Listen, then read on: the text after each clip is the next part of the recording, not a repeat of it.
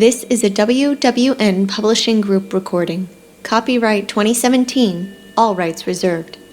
This is an abridged version of Knight Takes Pawn, Book 1 of the Red Knight series by Martha Sweeney, to make the story appropriate for all listeners on YouTube. Read to you by the author. If you want to read the complete story, you can find the ebook or paperback online. Links are provided below in the description. Chapter 13, Red. I wasn't surprised to see Jagger kill a man, and I wouldn't be surprised if the guy might have actually been innocent.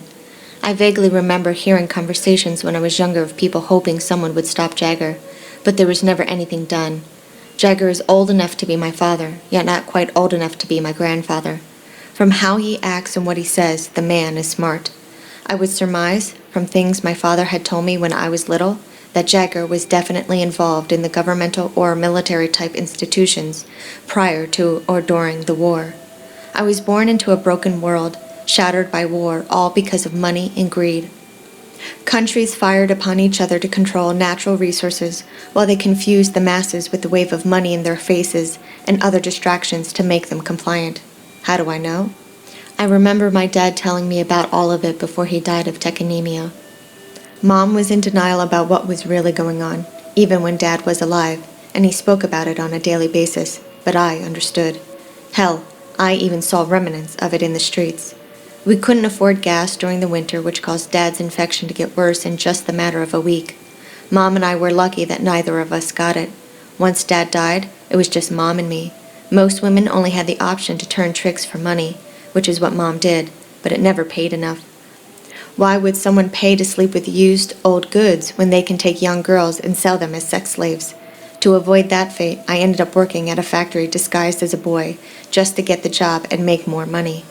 There was never anything of value to back the money, just endless lies even well before the war.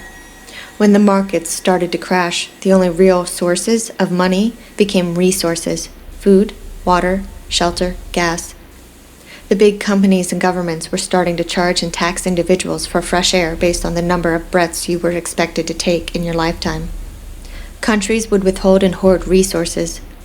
When they started shortening each other during bartering seasons, frequent conflicts began to arise and led finally to the war. Most countries were wiped out while a few barely survived. Those that did were in ruin. Most of the land became destroyed, desolate, and radioactive from the bombs. Dad mentioned something about 60% of the world becoming a biohazard over the land and sea, but he never explained exactly what he meant before he passed. I was only 13 when he left us. Dad said it didn't take long for some, like Jagger, to gain control in different provinces. He who has the gold, in this case the resources everyone needs in order to live, rules. Jagger wasn't the first to reign what he controls. There were two other men who tried to run the land and people, but they conveniently died. I wouldn't be surprised if Jagger killed them to take over. I heard of Jagger since I was little, and I'm not sure why no one has challenged him. Perhaps they have, but no one has heard about it because none of them lived. Most people who survived the war are poor and ended up stealing from each other, usually killing for a pittance. Parents sold their children into slavery just to have a week's worth of food. Many times they were tricked and didn't get anything, or worse, were killed. It still happens to this day. I haven't heard of any of the sovereigns, except for one, that is doing anything but barely surviving. There are only two classes in the world, rich and desperate. If you're lucky, you work for the rich and get to enjoy the spoils that the poor have worked to provide. There aren't many rich people, which makes me wonder why the poor never fought back. The only possible reason why the poor don't fight back are that they are too weak, mentally and physically, too stupid, or too lazy to do anything. We outnumber them 1,000 to 1, but then again, the rich are the only ones with all the weapons since they work for Jagger. I guess they aren't keen on losing the luxuries they have, even if it's under a tyrant. I'm conflicted about Jagger. I hate the man, but at the same time, kind of admire him. He's not quite what I expected him to be, but I don't really know what I was expecting. I hate all of his goons. They're just bullies who wave around a fake status that can be taken at any time. Look at what happened to Riggs. The guy was one of them, and now he's fish food. I'm still trying to figure out Ryan. Do I trust him more than the rest of them? Yes, but that doesn't mean I trust him completely.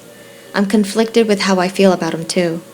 He's cold as the deep winter nights one minute, and then sweet like tacky beans the next. I'm honestly surprised that he hasn't forced himself on me. He's had several opportunities. I'm wondering if he might be interested in men instead, yet he does get hard when he kisses me. Does he envision a man when he does? Why do I even care? After Riggs was killed, Jagger had lunch served as the boat took us back to land.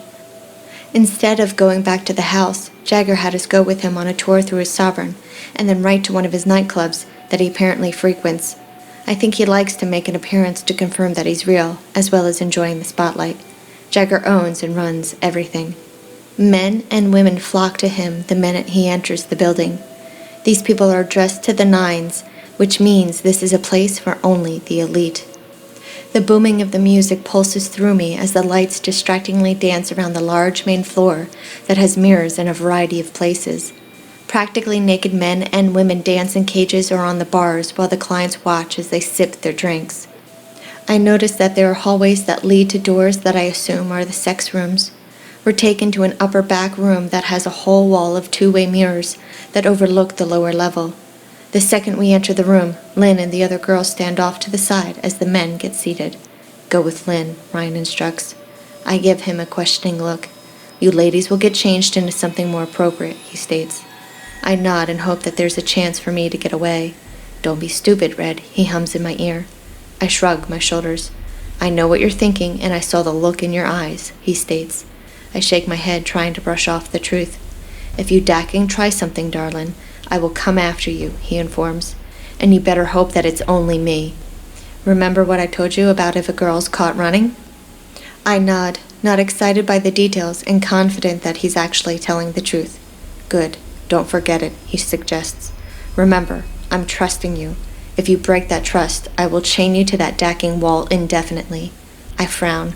Ryan sure knows how to kill a mood. He offers me a smug expression before taking a seat by the windows.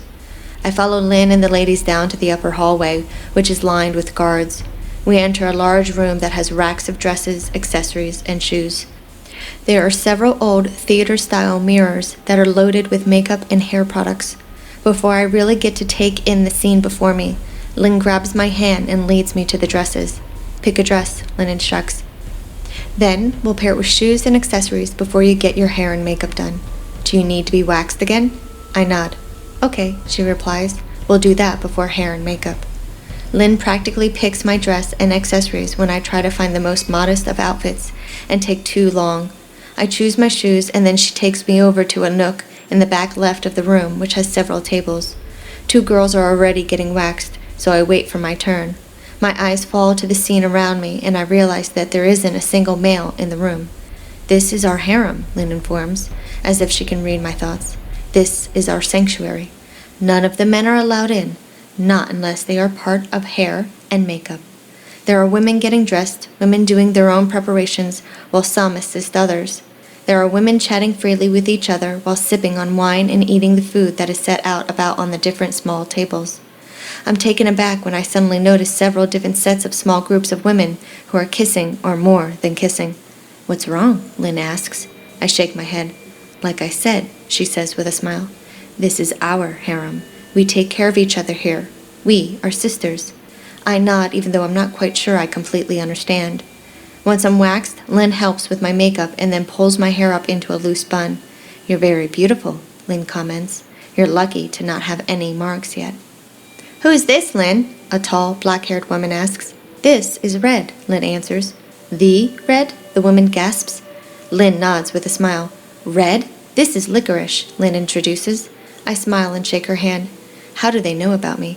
You're a little famous here, Lynn mentions. Don't let it go to your head, but the ladies do admire your balls. Did you really kill someone? Licorice inquires. I nod with a nervous smile. Oh, shit, Licorice sighs.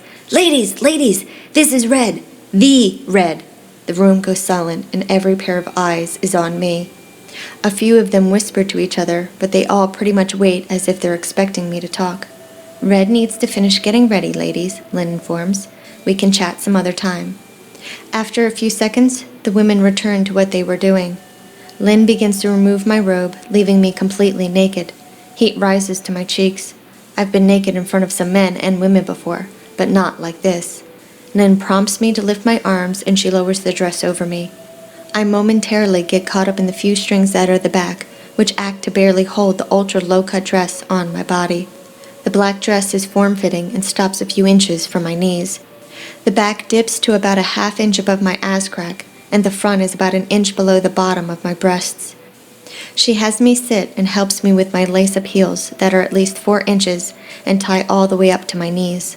Then she puts on 3 thin gold chain necklaces that each have a small jewel or pendant.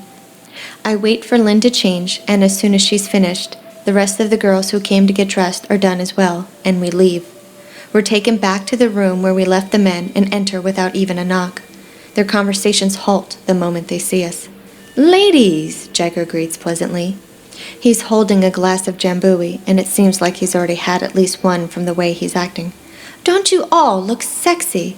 Lynn nudges me, and with a lift of her chin, directs me to go to Ryan. My head turns and I find him staring at me. He lifts his hand slightly and beckons for me to come to him with the flick of his fingers. My mouth dries at the sinister thought of his fingers twitching inside me. Ryan pats his thigh when I'm just a few feet away, indicating that he wants me to sit down, so I do. His face is very serious and stern, so I'm not sure if he's mad at me or at something they were discussing. This is the end of this chapter. Thank you for listening. I hope you're enjoying the story so far. To read the full, unabridged version, you can find a link in the description below. To find out about new releases before the general public, be sure to subscribe to my newsletter. Also, to be notified when the next chapter is published, make sure you subscribe to my channel.